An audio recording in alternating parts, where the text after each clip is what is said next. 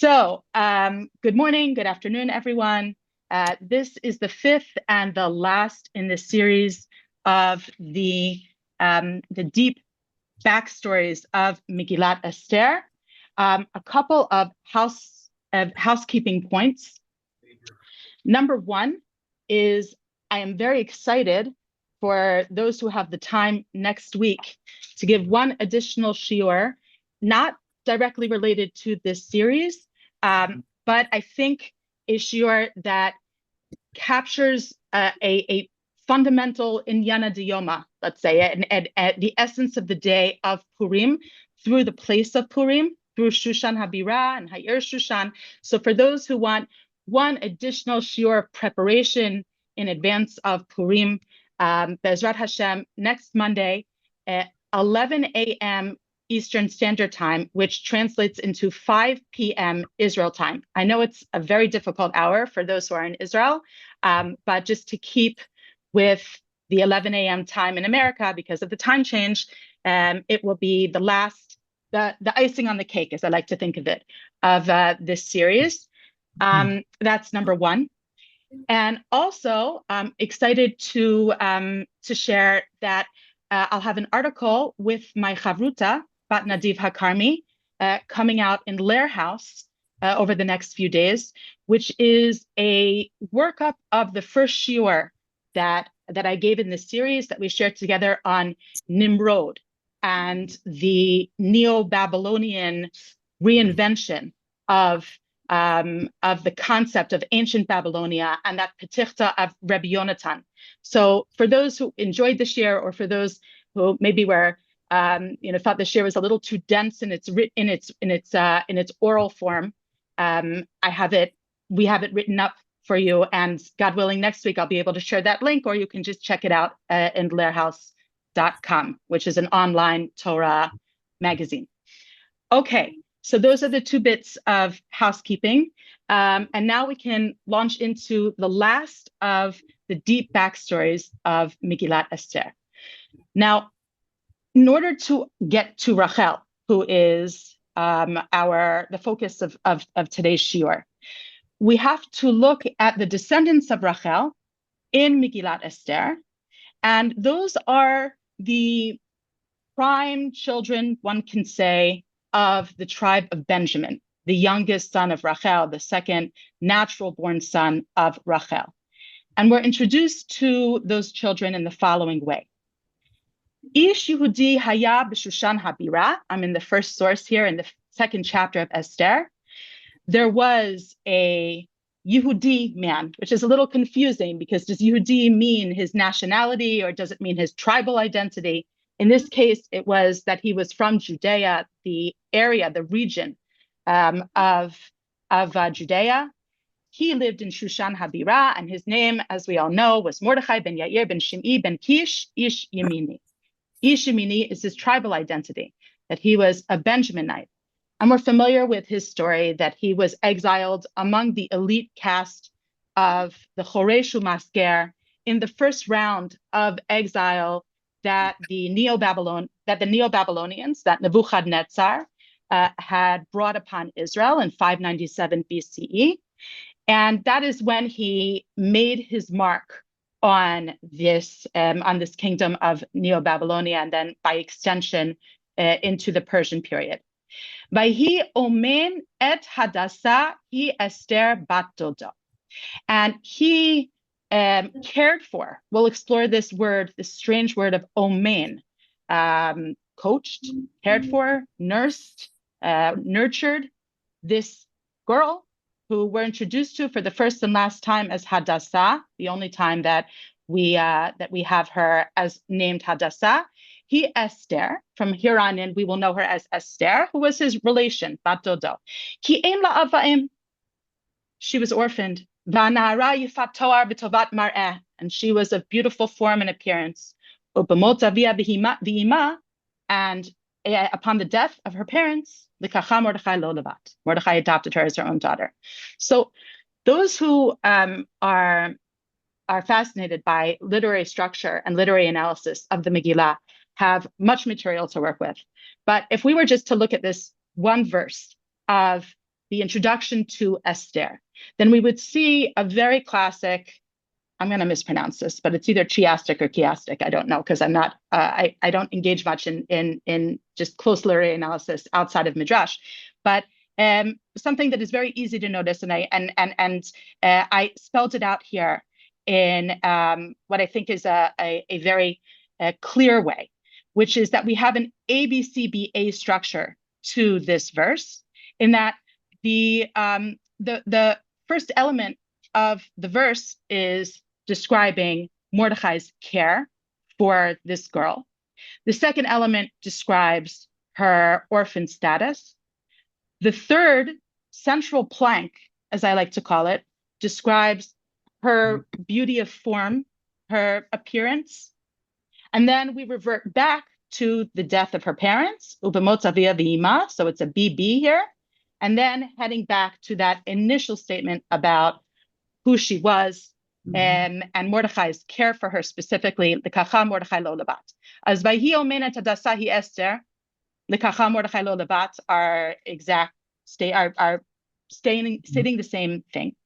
Kien la avaim ubemot avei v'ima state the same thing, and then in this, I would say, advanced chiastic structure, we have a central plank.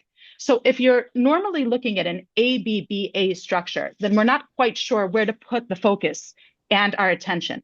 But when you have this central plank of C that stands alone, then the text is subtly but strongly indicating that this central element is something we should focus on when it comes to Esther, because it stands alone. And the central element, that she was of beautiful form and beautiful appearance, is the textual pin or the link back to her foremother. If she and Mordechai were Benjaminites, then their ancestress would be Rachel or Rachel, who we know is primarily described through her beauty. I'll just ask everyone to mute. So let's look, please, at our introduction to Rachel over and against her sister Leah. Ve'enei Leah rakot.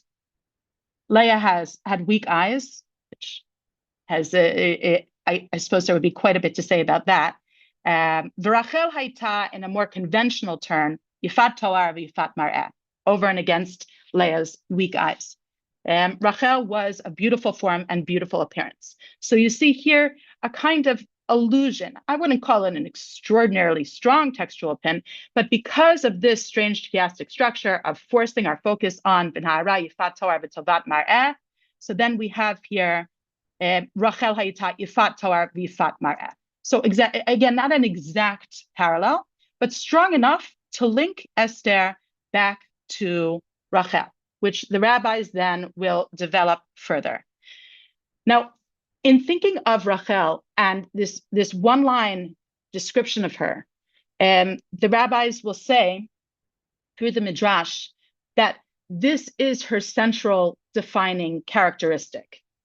Not necessarily in a superficial sense, describing her outward beauty. One can delve deeper into what Yifat Toar v'Yifat Mar'eh means, but the rabbis say this encapsulates Rachel in some sense. Rachel hayita Yifat Toar. Ikar simaneha shel Rachel lo hayita ela na'a. Rachel hayita Yifat Toar. This was, as is translated here, her primary distinctive characteristic. And were I to be left with that, I, again, would be a little bit at a loss, because I'm in what sense would her seemingly outward appearance, which beauty is in the eyes of the beholder, a certain subjectivity is involved when it comes to beauty, as we know, especially as beauty is defined in different periods of time. So how can that be that is her essential element? And so I think that the following midrash helps me tremendously with fleshing out and expanding on this idea of Yifat Toar v'Yifat Mar'eh, what that might indicate, other than some kinds of an ideal form of beauty. Because again, I don't know that one can arrive at an ideal form of beauty as an eternal value. What might have been beautiful at one point might be deemed, somewhat regular in another sense, or what one person might find the epitome of beauty, someone else might think otherwise.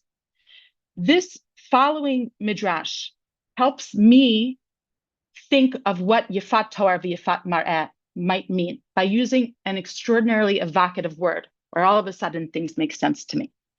And we'll be picking this up with Esther as well. Rachel tafsa pelech shtika.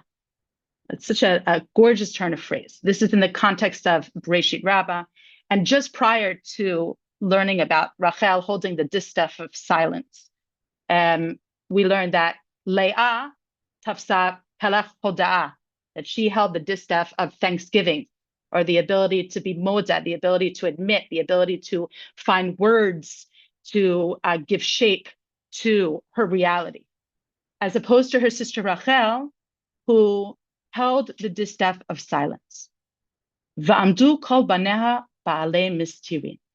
And all of her descendants were masters of mystery. It's that I'll share with you that in my with my chavruta, I said I we're developing this material, God willing, into a book. We call ourselves Team Leah, that's me, and Team Rachel, it's Bat Nadiv. And so I've always struggled with Rachel, because I think to some people, Rachel might come very naturally.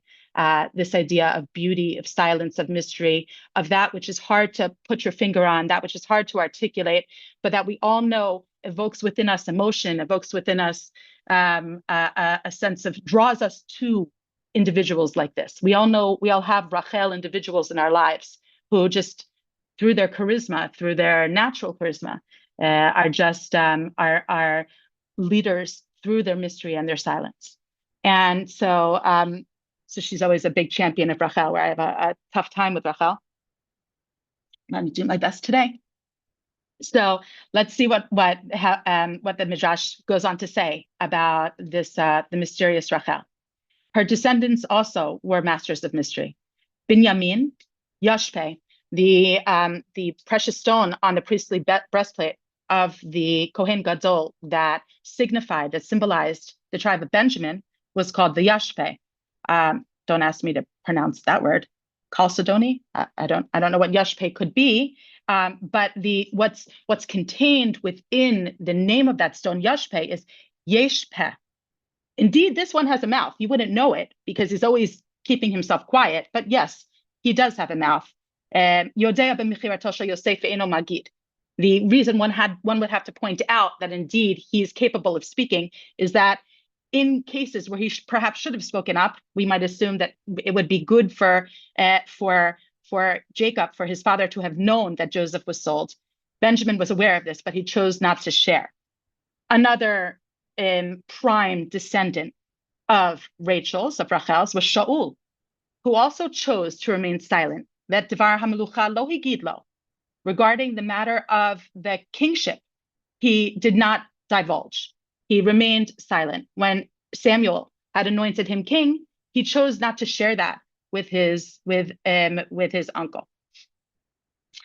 Esther, the third example that is brought in this midrash of a descendant of Rachel, is also one who maintains her silence. Ein Esther maged moladeta ve'etama. As we're familiar with in the Megillah, Esther did not divulge or disclose her roots.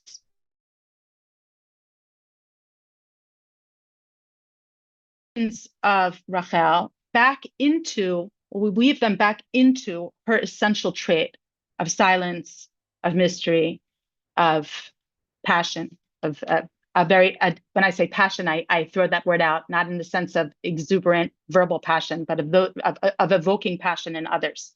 Remember, she's the one who caused Jacob to cry, and awakened that naturally within him.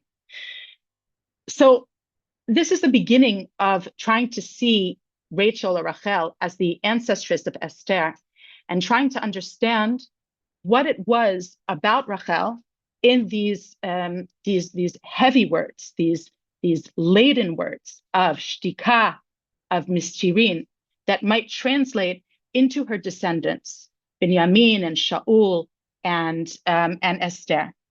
And so it's this concept, this motif, if you will, that is developed further in midrashic literature. And so this next midrash that we're going to look at is essentially the pin of the entire shiur.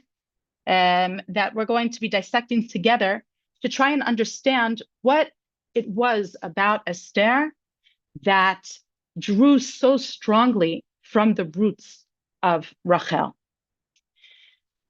Amar Rabbi Elazar, here I'm in Megillat, Daf Yud Gimel Amud Aleph. Rabbi Elazar said, he quotes here from a verse in Iyov. And let's just look together at the verse. I brought the verse down here. Here's the verse in Iyov. Lo yigra mitzadik enav be'etz melachim lakiseh v'yoshivim lanetzach vayigbahu. He does not withdraw his eyes from the righteous. God focuses on the righteous. With kings on thrones, he seats them forever and they are exalted. Now, if I were to look at Rashi on this pasuk, which I didn't bring for you here, Rashi will link this first piece of the pasuk, which is he does not withdraw his eyes from the righteous, with the continuation of making sure that kings are established on their thrones as a gift, as a result, as a reward, in that the reward for the righteous is that they will merit having leadership emerge from that, monarchy emerge from them. So, lo yigra mitzadik enav, God tallies the reward of the righteous and it is expressed through having descendants who will assume leadership roles, specifically monarchical roles. And let's get us back to Rabbi Elazar, who's going to look at this verse as a frame to talk about our heroines. Amar Rabbi Elazar, my dechtiv lo yigra mitzadik enav. What does it mean that God is mindful of the righteous? B'schar tzniut she'ayta ba b'Rachel, zachta b'yatsa mimena Shaul. In the merit of tzniut, which we all know is colloquially translated as modesty, that Rachel embodied, she merited that Shaul, who was a king, would emerge from her. So even though Rabbi Elazar doesn't continue quoting the whole verse, he expects us to know the continuation of the verse implies kingship. So Hakadosh Baruch Hu took note of the righteousness of Rachel as expressed through her tzniut, and she merited to have a king emerge from her. Not only one king, but kings in subsequent generations. U'b'schar tzniut shehaya bo b'Shaul, and Shaul himself embodying that same essential trait of tzniut as his ancestress, he too merited to have future kings emerge from him. His line did not end after his 2 years of kingship. And so what is the expression of kingship that will come from Shaul? V'yatzat mimeno Esther. So Esther, a descendant of Shaul, would come about in merit of Shaul's righteousness, or specifically his tzniut. So before we get into a discussion of what this trait of tzniut is as expressed through Rachel and Shaul and Esther, and I think that what we're going to see is absolutely surprising, let's first take a look at Rashi to make sure that we've understood that first section of the Midrash properly. Lo yigra mitzadik enav, noten enav b'maaseh hatzadikim l'shalem lahem, af liyamim rabim midah b'midah. That God is not one to have a need to reward immediately, but takes note of all actions and takes note of righteousness in this case, and will reward the righteous, even if it may be many, many generations on, to pay them back measure for measure, even if we're talking many hundreds of years between Rachel and Shaul, or many hundreds of years between Shaul and Esther, another monarchical figure. God will make sure that happens. Zachta b'yatsa mimena Shaul, that Rachel merited that Shaul would descend from her.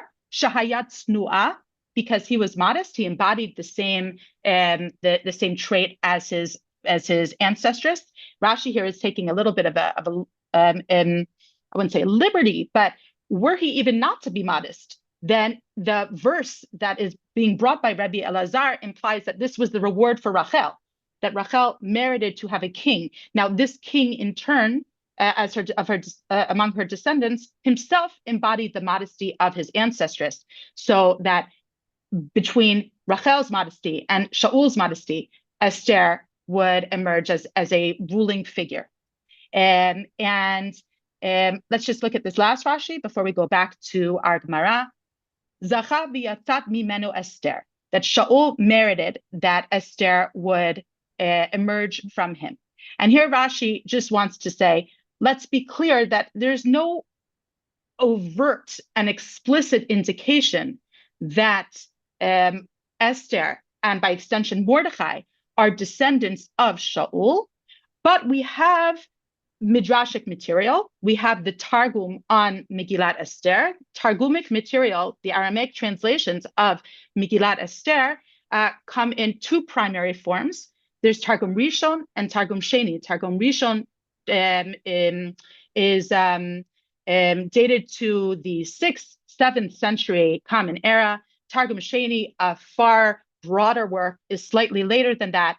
In addition, there are other Targumim that have been lost, so we're not quite sure which Targum Rashi is referencing here. But Rashi says that if we were to look at the Targum on Megillat Esther, then we would see the pedigree of Mordechai, who is traced back to Shaul. Now, if you noticed in Mordechai's description of his yichus, of his pedigree, as given to us in the Megillah, he's a descendant of Kish. And that's a name that we associate with Shaul. So there is a textual pin for this midrashic idea that this Ish Yemini, this Benjaminite, Mordechai, is a descendant of Shaul. But to be fair, Rashi says this is in the realm of midrash. Okay, now we have to go back now to our very surprising continuation of our midrash. What is the tzniut that Rachel embodied? She was a beautiful woman. If I were to look at her story, she goes over and kisses Yaakov. That doesn't seem to be, what I, as the good Beis Yaakov girl, was taught as the embodiment of tzniut. She's very she's expressive in her emotions. And the Gemara, in identifying the source of tzniut, my tzniut hayta b'Rachel, where do we see the tzniut of Rachel? Says something startling. Tichtiv vayaged Yaakov l'Rachel ki achi avihahu. The Gemara gets into a backstory about a conversation, a private conversation that Jacob and Rachel had. And the verse here in Bereshit is clear that Yaakov told Rachel that he was her father's brother. Now, that's not really accurate. He was not her father's brother. He was really her father. Was he really her father's brother? No. V'halo ben achot avihahu. He was the son of Rebecca, who was Lavan's sister, right? He's the son of the sister of her father. So the verse isn't exactly accurate. But the story that we're going to delve into now, this private conversation, is based on that biblical verse. Vayaged Yaakov l'Rachel ki achi avihahu. Yaakov tells Rachel that he was her father's brother. Now, were we to just look at the simple meaning of that, Yaakov is telling Rachel that we are kin, right? Achi avihahu, we are relations, not necessarily specifically how I am related to you. Like when you get cornered at a simcha and you're like, oh, you're like the second cousins, nephews, and yeah, it's very, very general kin. That's the pshat, one can say. But the Midrash wants to take this in a different direction. Amarle, Jacob said to Rachel, Manispali, will you marry me? He gets down on one knee. Amarle in, she says, sure. Mihu Abba Ramahu velo yachatle. But you have to know that my father, Lavan, I love how they translated here, a swindler. He's a trickster, right? And he's never going to let this ride without trying to exploit it in some way. So Jacob responds to her, Amarle, Achib ana beramaut. You don't have anything to worry about, because I can meet his trickery with my own trickery. I'm wise to tricksters, right? Consider that he had just come from tricking his father and his brother in stealing, as it were, and taking the blessing that was intended for Esav away from Esav and for himself. And so that alone is kind of the drash on this verse. Yaakov tells Rachel, no, your father and I are the same. I'm your father's brother, right? I'm your father's brother in our shared trait of underhandedness, Ramaut. Amarale. But she says to him, you're really not supposed to be a trickster. You're meant to be a righteous person.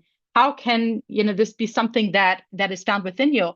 Amarle, he responds with a verse. And this is a verse from the second book of Shmuel, which is a chapter of praise. It reads almost like a chapter of Psalms, of Tehillim. And in this second verse of Shmuel, Yaakov here is responding to Rachel, right? With someone who is pure, be pure, but with someone who's crooked, then know how to talk to them and know how to handle them. Be wise to the ways of the world. And then Yaakov says, Umay Ramayuta, how do you think he's going to try to be subversive, your father, Lavan? Amarale, and she responds, he's never going to let you marry me. I have an older sister, Leah. He's going to try and subvert the whole marriage and pass Leah off as me.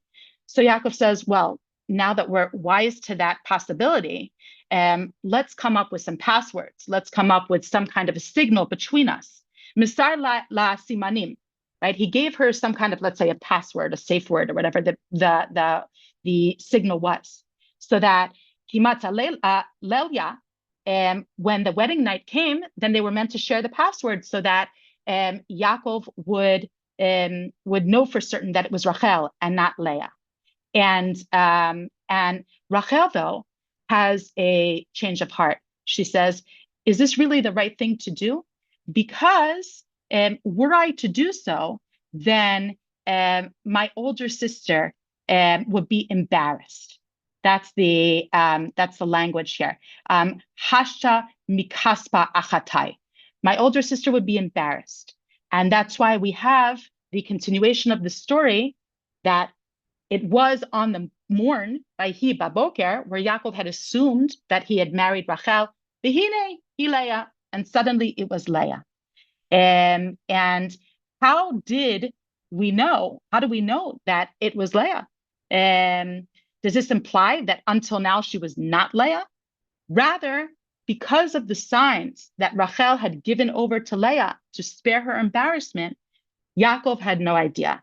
And so he definitely was surprised when he discovered that it was Leah. And it was because of this giving over of the signs that Rachel merited that Shaul come from her. Okay, so I just want to pause for a second and say why I find this very startling. Because I wouldn't necessarily look at this giving over of the signs as an act of tzniut.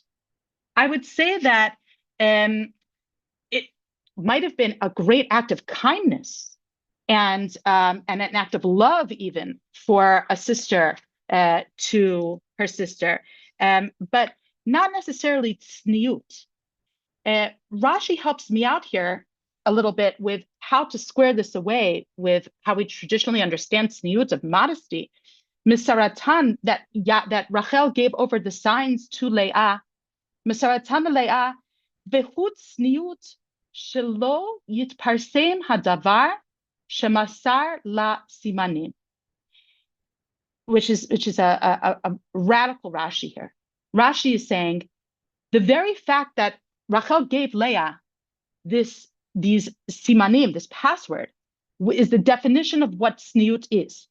In that by giving her the password, she did not publicize that she had given her the distinguishing signs, That's very strange Rashi and a weird Rashi, and one I'd like to dissect a little bit here.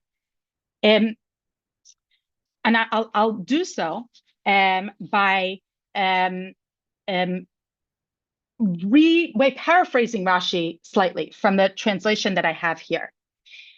This is an expression of tzniut because she did not want anyone to know that Yaakov had given her the signs.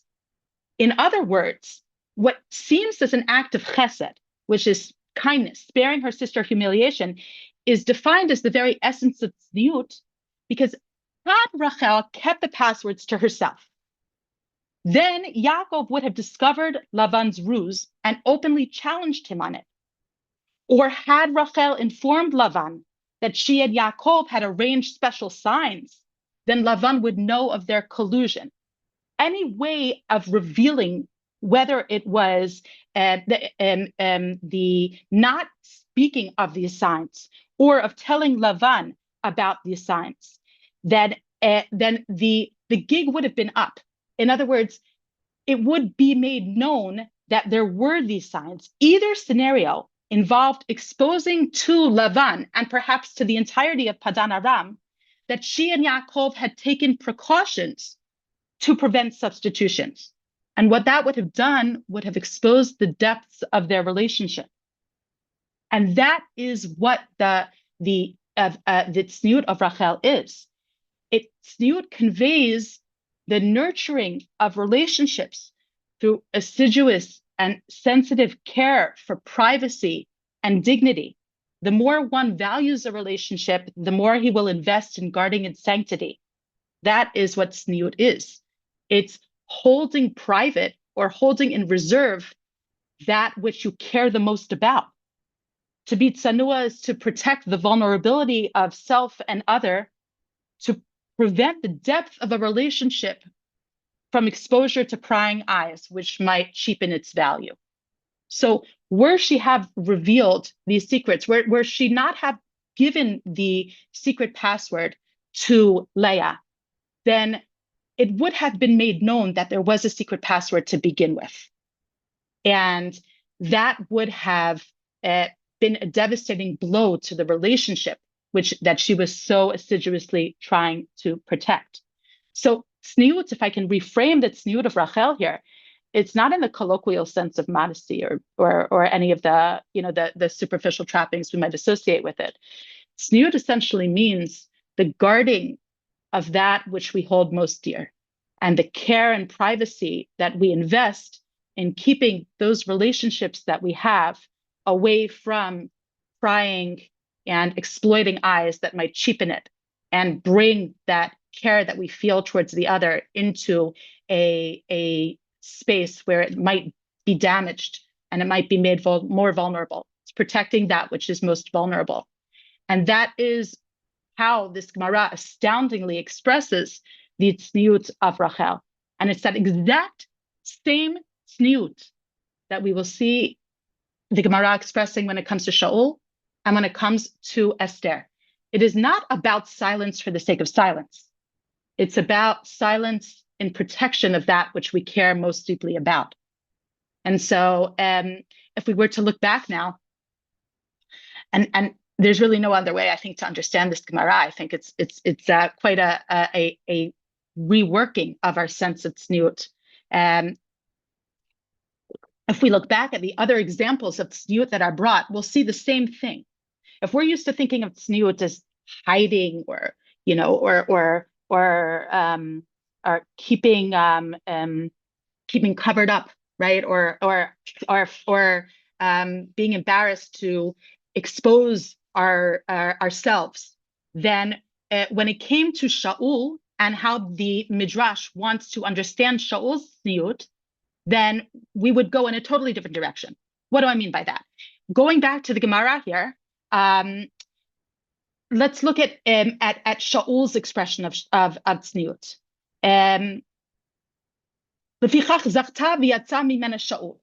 Because of the care that Rachel invested in keeping the sanctity and the preciousness of her relationship with Yaakov private and free from the exploitation of her father, or of the population of Padan Aram, who would have had a lot of dish to share. What's the expression? A lot of tea to spill on the morrow, were they to have heard about what had happened. Then they merit that Shaul. She merits that Shaul will come from her.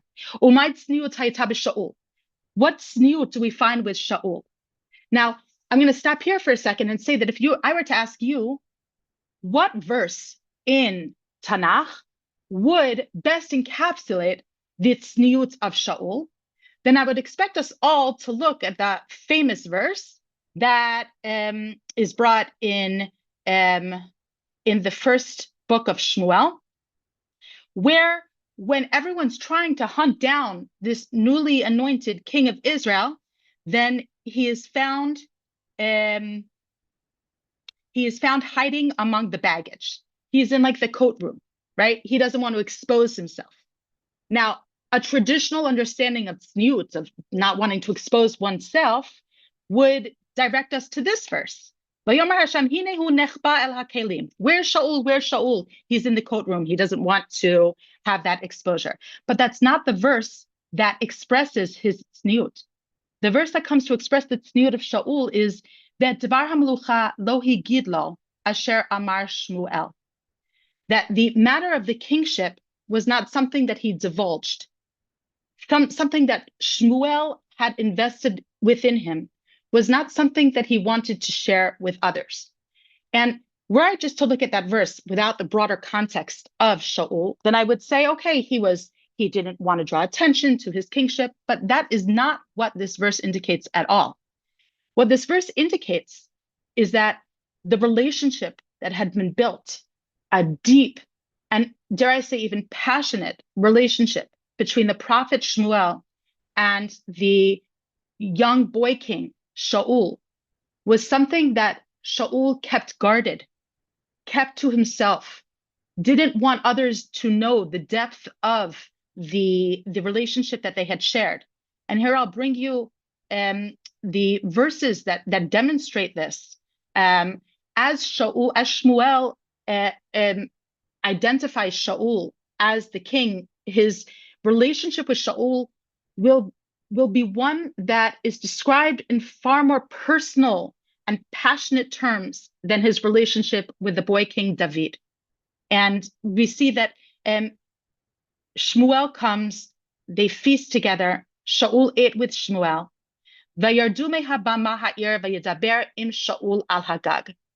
And they descended from public space and they go up to the roof.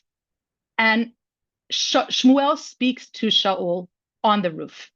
We're not privy to what they spoke about, but I've had experiences like this in my life, and I don't know, I would say that all of us do, perhaps to some degree or another, where you have a deep soul conversation with someone else that is an epiphanous conversation, that's a transformative conversation. It's usually a night conversation. And I'm just imagining Shmuel and Shaul hours there on the roof, taking in everything that's around them in utter privacy and sharing the something that will remain forever between them, because we're not exposed to what it is that conversation was. In the morning, at the break of day, so we know this is a nighttime conversation, Shmuel calls to Shaul and says, I will see you off. And then he anoints him. And very evocatively, Vayishakehu, he kisses him. And of course, here I'm not saying evocatively in any kinds of sexual overtone. I'm saying from a deep sense of the same passion that Rachel evoked within Yaakov, Shaul, Rachel's descendant, the first king of Israel, evokes within Shmuel. And then as Shaul goes on his journey towards becoming the king of Israel over those first few days, his own kin, his uncle, says, "Where did you go?" And he says, "We went to Shmuel." And Shaul's uncle says, "Oh, you know what? Come on, let's have some tea. What did Shmuel talk to you about? I want to know. I want to know more about what the prophet of Israel shared with you." And Shaul says, He just told us that those animals that we were looking for were eventually found, but he didn't tell him any of what had transpired the night before. And our commentaries pick up on this silence that we see with Shaul, the same silence we saw with Rachel, but a silence that's not an absolute silence of someone who doesn't have words. Yesh peh, there is a mouth there. It's just a very discerning mouth.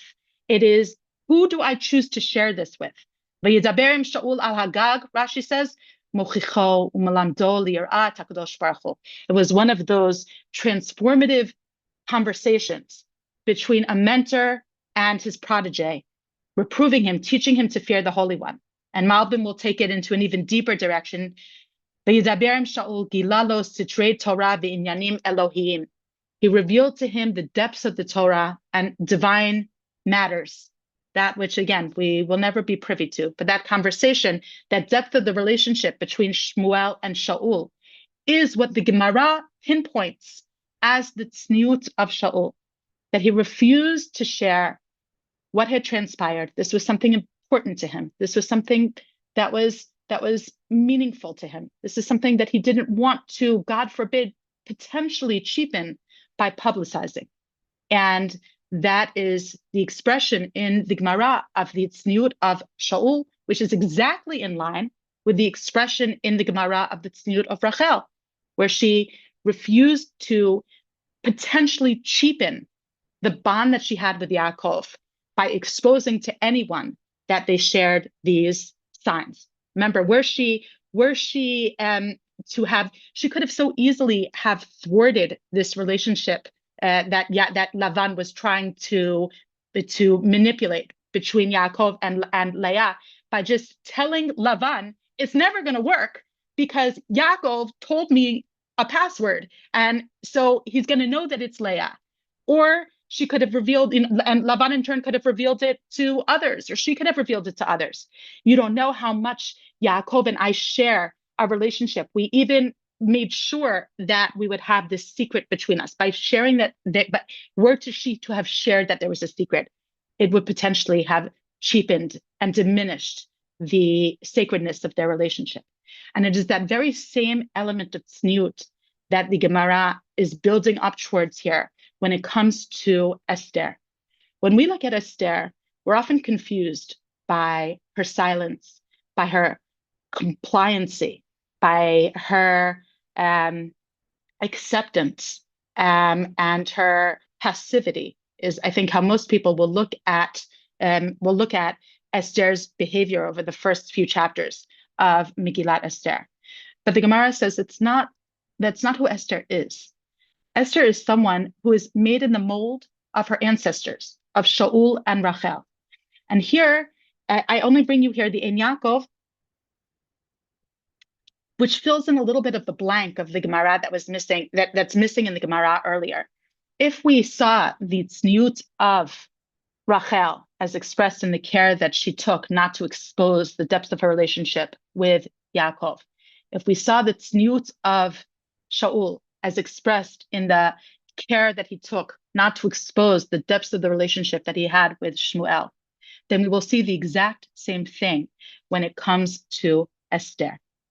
The Esther Maihi, this is just a kind of a fleshing out of the Gemara that we saw in Masechet Megillah. What is the expression of tzniut that we see in Esther? Ein Esther magezet moladita ve'etama. Esther chooses to remain silent about her roots. Now, the roots of Esther are Mordechai roots. Mordechai was the sum total of the entire context of Esther. And let's just go back to that chiastic structure here. He took her in as the Omen.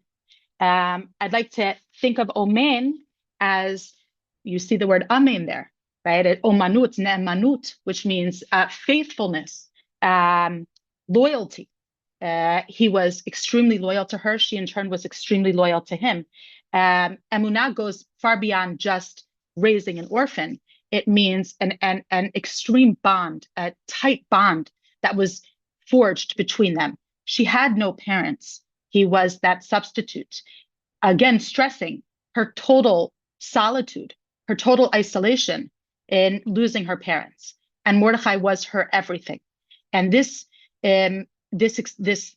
strange emphasis on how Mordechai is her everything is picked up by Chazal, who will say that before we get to those sources, let's just look at how they express it here. That she had neither father nor mother, so much so that when her mother became pregnant with her, her father died. So she never knew her father. And when she gave birth to her, her mother died. So not even for one day in her life did she have a father or mother. Whether or not what the Midrash here is trying to do is highlight the extent on which Esther relied on Mordechai as her entire context. And when Mordechai took her in, he took her in fully. He became essentially her nursemaid. That's the word omein is also with the connotations of nursing. Just as we see, Moshe describes himself as the omein. Tasher yisaha omein et hayonek, right? That I had to nurse this people through their desert experience. So too, and for lack of time, we can't go through this midrash. I'll paraphrase it, but you can read it here either in Hebrew or in English. Mordechai, just as Moses, and we saw in last week's shiur the parallel between Mordechai and Moshe, he was a nursemaid as well. If Moshe was a nursemaid for Am Yisrael in the Midbar, Mordechai was a nursemaid for Esther, literally, that he nursed her. I choose to look at midrash, and I think everyone can make this choice as well, as symbolic here, in again driving home the point that he provided everything for her, growing into a relationship that was a relationship that went beyond a nursemaid to or a caregiver to a child, but a relationship that blossomed into a husband and wife relationship. She was his bayit. When she is called his bat, she became his bayit. So the idea that the rabbis, again, just want to stress based on all of this textual context is that Mordechai was her everything. In the Gemara, getting back to this midrash and winding up this idea here of the tzniut of Esther being in the same model as the tzniut of Rachel and the tzniut of Shaul. The tzniut of Esther, excuse me, is a tzniut of protecting the relationship with Mordechai. Ve'en Esther amrat et moladeta, right? She did not express where she came from. She didn't higida et shorasheha vet moladeta. She did not want in any way to expose the relationship that she had with Mordechai, and so much so. Look at this remarkable Zohar here. V'chan sod gadol. She clearly had an intimate sexual relationship with Achashverosh, who had taken her as his wife. V'chan sod gadol, umishum ze Esther lashon hastara. She hid even from herself the possibility that there could be anything that mattered to her other than her relationship with Mordechai. Hashchina histira ota me'Achashverosh v'natna lo sheda bimkoma v'hi chazra lizroot Mordechai. When she was intimate with Achashverosh, it wasn't truly her. For those who enjoy psychoanalysis, one can say she, I guess, separated herself. She disassociated, I guess would be the right word, from that encounter. But she maintained her core as a reserve. She maintained the sanctity of the relationship with Mordechai. V'hi chazra lizraot Mordechai. And so when she returned to Mordechai, it wasn't with the stain of having had an encounter that she didn't want. She was able to so carefully nourish and nurture that relationship with Mordechai that it remained sacrosanct and it remained untouched. And so her very name, by the way, which is mentioned only once, right? Hadassah, is that her real name, or is Esther her real name? Esther connoting the hiddenness, Hadassah also connoting the protection and the hiddenness of one's core. The Hadassim, the myrtle leaves, in the Arba Minim, in the four species of our Sukkot, are only kosher if the leaves cover the stem, right? The essential core. They have to remain tight around the stem to protect it and to hide it, and to hold it in reserve. So I would like to just, in the few minutes that we have left, read some of a few of the sentences I worked up about this concept of the tzniut that is traced back to Rachel. It is striking that the poles of Esther and Mordechai's relationship move between speech and silence. Mordechai is the public, pedigreed male figure. He's the one who, you recall from the first shiur, he's the balshan. He excels in language. He actively seeks out Esther's welfare. But Esther, the dependent, is defined by her hiddenness and silence. And the Midrash, as we saw, traces back this mysterion, the mystery and that silence of Esther, back to the silence of Rachel. Even though it is only Mordechai who is explicitly traced back to the first king of Israel, we saw that Esther embodies essential traits and strengths of her ancestors as well. Her silence, and this is the main point here, this one line, please, if anything stays with you, it's this line. Far from being passive, is an active commitment. It's a craft that requires care and development. It's dedication. Tzniut means there's something that I care so deeply about that I'm going to take every possible precaution to ensure that it remains something special and unable to be exploited by others. Tzniut is not simple modesty. It is reserve. It is an avoidance of familiarity among people or situations that do not warrant exposure. But reserve also means maintaining for special future use. The secret core protected by tzniut provides unparalleled reserves. The greater the tzniut, the greater the integrity of self, untouched by any outer forces. The greater the tzniut, the greater the power that can be released at just the perfect moment. And so I'll end this shiur just by pointing out that the great reserves of tzniut that Rachel protected, her relationship, Rachel that she exercised, that she crafted to protect that relationship with Yaakov, would be that merit that would stand her, and by extension all of us, as looking to her as the ancestress who will be the symbol of our future redemption. Rachel is the one who stands on the way. She is buried on the road, and we see her converse, as it were, in this wonderful imagined conversation between Rachel and God, where, just as we had seen in a previous shiur where Yitzchak converses with God, here Rachel says, do you remember, God, what I did back then? My tzniut, and the kindness I did with my sister, and the tzniut that I expressed in caring about my relationship with Yaakov. Well, that is what's going to stand for Israel in their future redemption. That Rachel mevaka al baneha, she refuses to be consoled.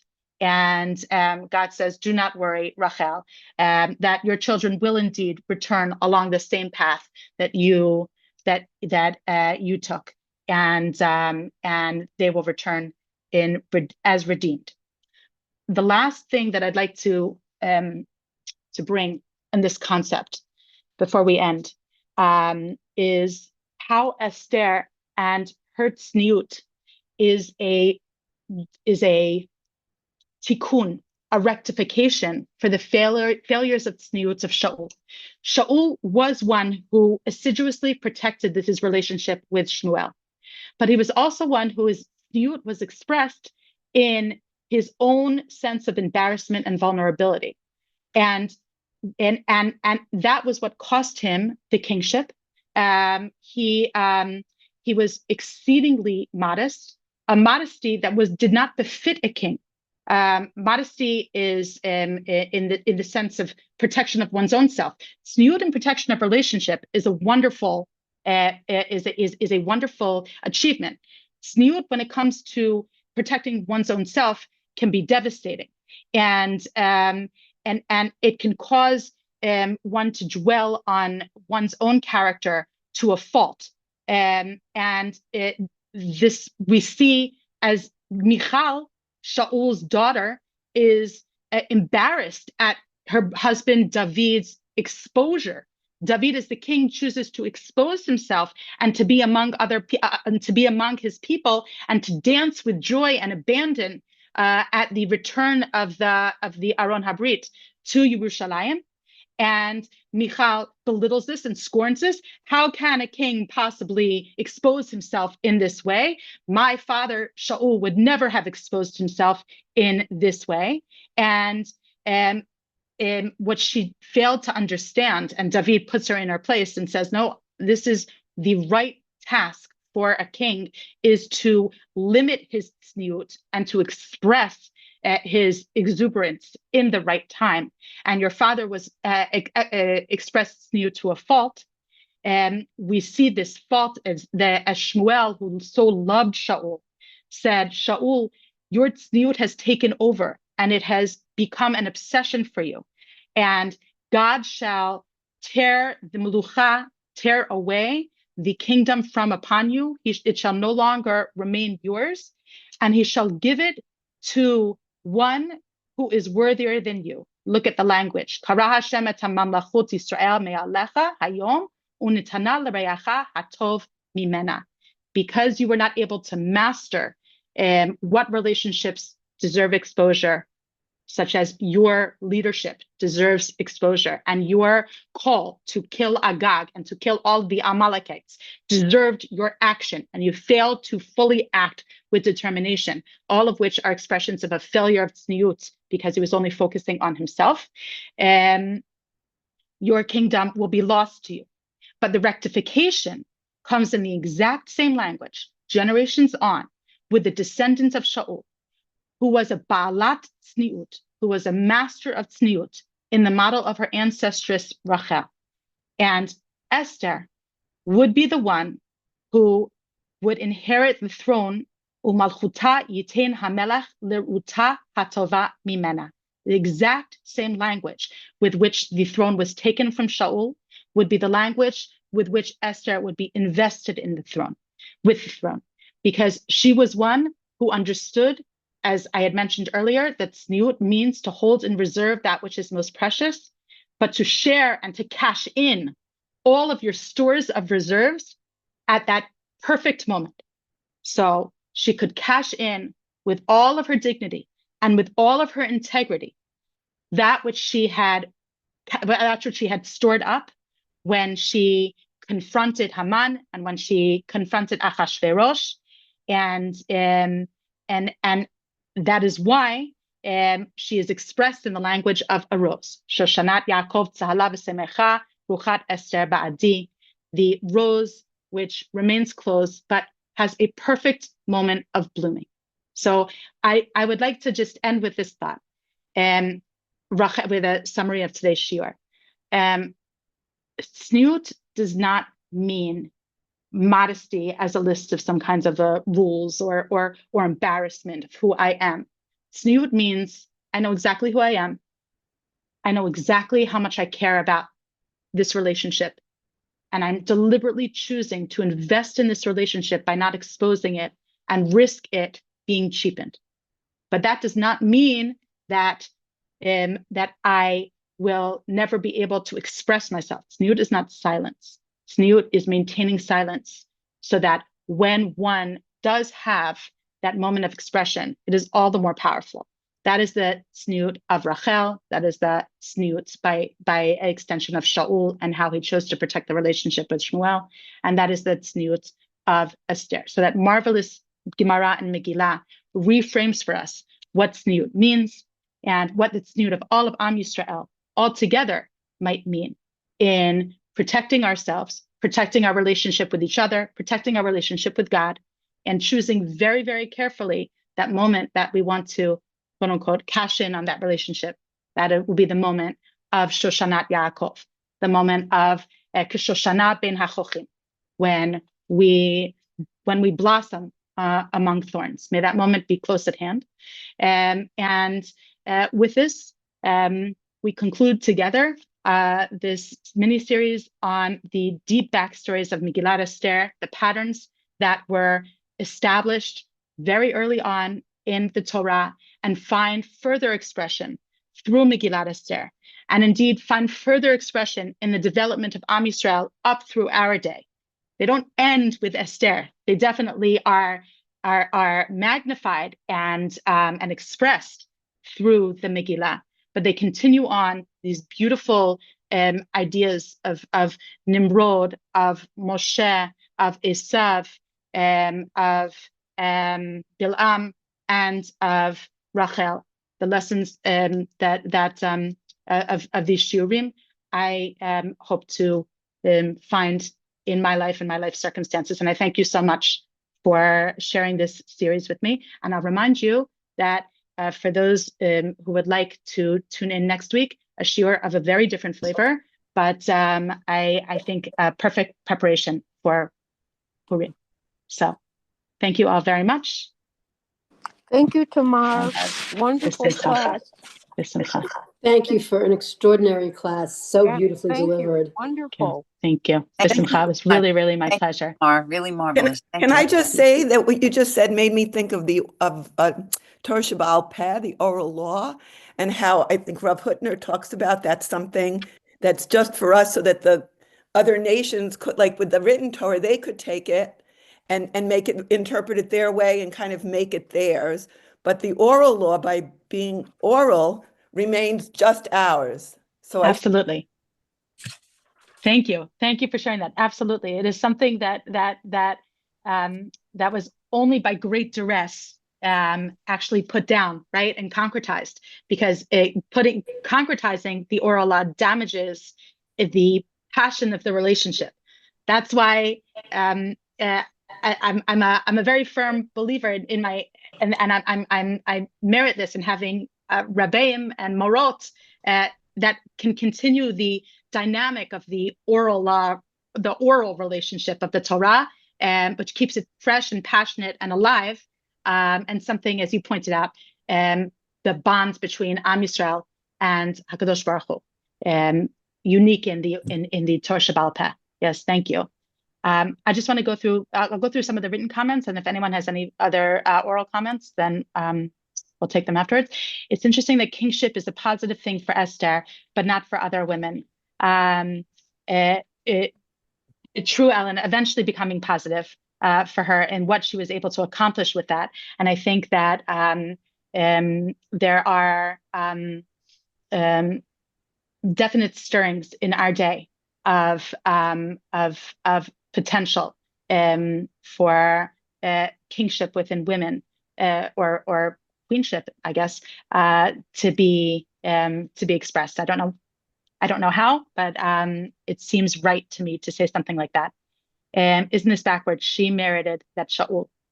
Lee, what do you mean by that? Isn't this backward? Where Rashi says she merited that Shaul, in the expression of her tzniut, in making the decision that she did, then she merited to have a king, the first king of Israel, come from her.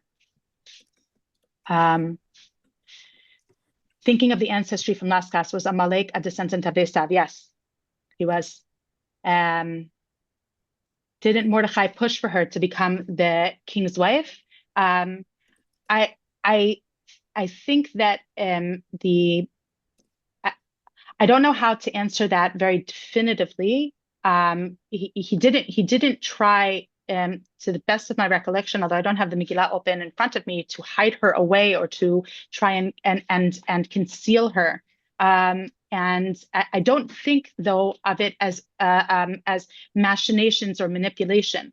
I think that this was a circumstance, and she found herself miyodea in le'et kazot higat malchut. Perhaps this is why you are where you are. The marital relationship with Esther and Mordechai is even kept in the Megillah. Thank you for pointing that out. Yes, exactly. It is of such preciousness that it's not mentioned. It's only vaguely alluded to in the Megillah, and one can choose to see it as he or she will. Thank you. Thank you. Do you think that the Migdal Babel that was built by Nimrod is the antithesis of Tzniut? The Migdal Bavel, as built by Nimrod, is the antithesis of Tzniut, in that it's a very public and crude takedown of God. No, yeah, publicizing the speaking languages, mixing up. Can you give that another line or two to that concept? Because that people communicated in one language, it was as if Nimrod wanted to keep a password that he was not supposed to keep. Yeah. By not allowing the privacy, not allowing for any privacy. I mean, was the ultimate, not being a political philosopher at all. I might be misspeaking here, but it sounded very the whole Nimrodian platform sounds very Marxist, right? Like of utter control. If one controls the relationship, then there's no expression for any kind of privacy, right? There would be no allowance for privacy. It reminds me in a way of Alexander Zaid as a tour guide. I talk about him quite a bit. He was from the second Aliyah, and he was living up in Kfar Giladi, which was one of the earlier kibbutzim. And when he got married, then he and his wife decided to leave the kibbutz because the kibbutz would not allow for marriage, because that is anathema to the idea of everyone having access to the same idea. And if that's what you're alluding to here, then I think that that's very apt, because Nimrod was essentially saying, everything has to be standardized and nothing can be privatized, and we all have to be thinking the same thing and feeling the same thing and expressing ourselves in the same way. And so relationship demands personal expression, which is the anathema of Nimrod. So yes, I would say, even though I don't know, I've never thought about it that way before, as Nimrod is the antithesis of Tzniut and Migdal Bavel is the antithesis of Tzniut, I would guess that is maybe communism would be the very antithesis of Tzniut. Do Chazal recognize the assonance between Nimrod and Mordechai? Is that a word play that is recognized by Chazal? I don't know. Nimrod, Mordechai, I don't know. I'd have to look into that. I never thought along those lines before. This whole connection, I just assumed these shiurim as individual capsules, so to speak, without seeing the commonality between them.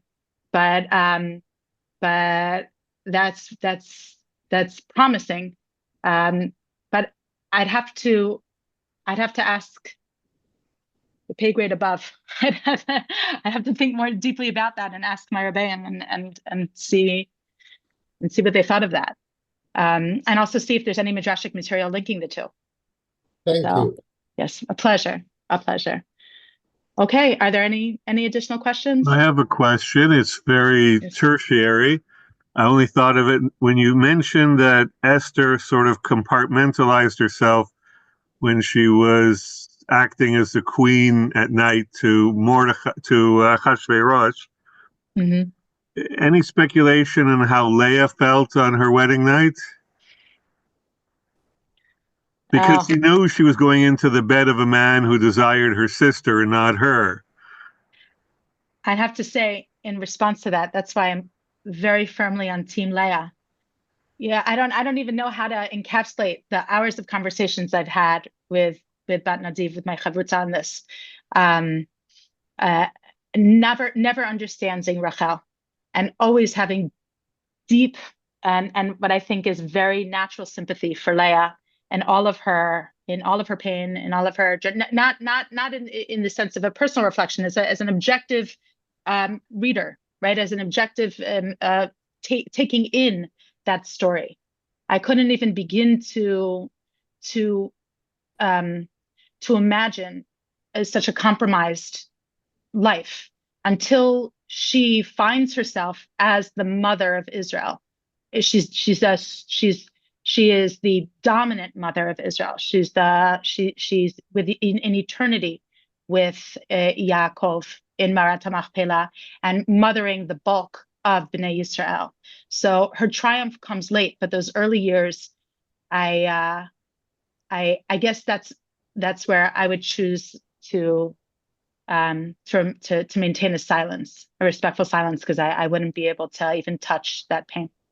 Is So it also, could you view it as a reflection of relationships after the war when people had lost their loved one and they reformed couples where each one knew that the love of their life may have been the one that was killed in the camp. So but you still have to go on and create and rebuild. So it's yeah, almost, our previous generations might have related to the imperfection and the going forward.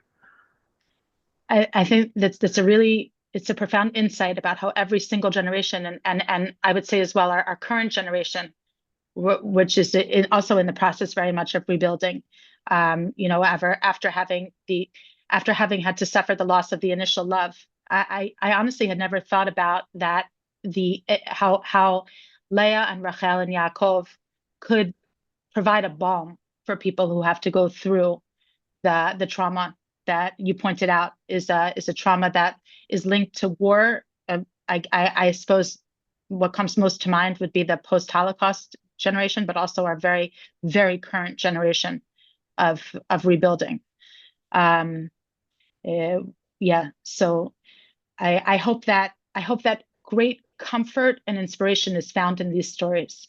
And I guess, and thank you for opening my eyes to just ways that I had not thought that those stories could bring that comfort and inspiration to people. Amen to the comfort and inspiration. Absolutely, absolutely. Okay, so I hope to see some of you or many of you next week, because I'm very excited about next week's shiur. So with that, have a marvelous day and a good night.